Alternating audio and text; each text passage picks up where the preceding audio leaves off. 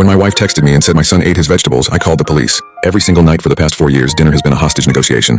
My son does not eat vegetables and has never eaten vegetables. We have tried bribery, begging, and blending them into smoothies, and nothing has ever worked. He once picked microscopic pieces of spinach out of a chocolate smoothie, gagged like he'd been poisoned, and didn't trust me for a week. So when my wife texted me a photo of his empty plate with the caption, "He ate all his broccoli without complaining," I did not feel joy. I felt my whole body go cold. I called her immediately. She answered on the second ring, sounding cheerful. "Can you believe it? He just decided to try it and he liked it." "That's incredible," I said carefully. "Can I talk to him? I want to tell him how proud I am. He's taking a bath right now. My son has not taken a bath since he was 4 years old. He screams like he's being murdered if we even suggest it."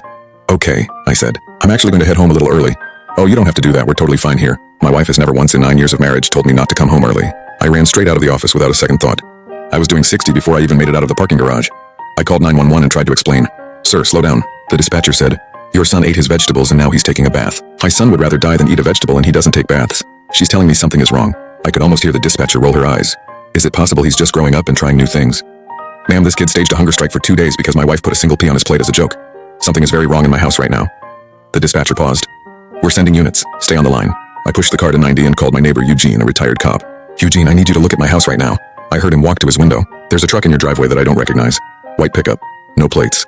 No plates. Can you see inside the house?" "No. All the blinds are closed. My wife never closes those blinds because our son likes to watch for my car when I come home."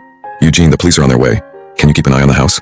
"I'm on my porch. I'm not moving." I was still 5 minutes out and my wife and 7-year-old son were trapped in that house with someone who drove a truck with no plates. I pulled onto our street and slammed on the brakes when I saw 3 police cars and an ambulance.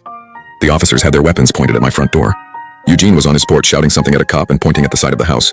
I jumped out of my car and an officer tackled me into the grass before I made it 10 Effie. "Sir, you need to stay back. That is my wife and son. There's a man inside with a knife. We are handling this." I lay on my neighbor's lawn and watched my own front door like it was the only thing left in the world. I heard my son crying inside the house and the sound nearly broke me in half. Then I heard glass shatter, shouting, and officers rushed the front door. 30 seconds of chaos, screaming, a crash. Then an officer came out carrying my son, and 2 more officers dragged a man in handcuffs across my lawn with blood streaming down his face. My wife stumbled out behind them, shaking so hard she could barely walk. And I shoved past everyone to reach her. He came in through the back while I was making dinner. She choked out. He had a knife to my throat. He told me if I screamed, he would hurt him first.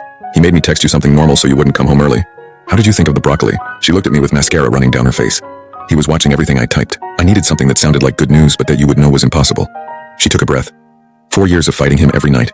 I knew you would know. I looked down at my son clinging to my leg. "You okay, buddy?" He nodded and looked up at me with tears on his cheeks. "Daddy, I didn't really eat the broccoli, I promise."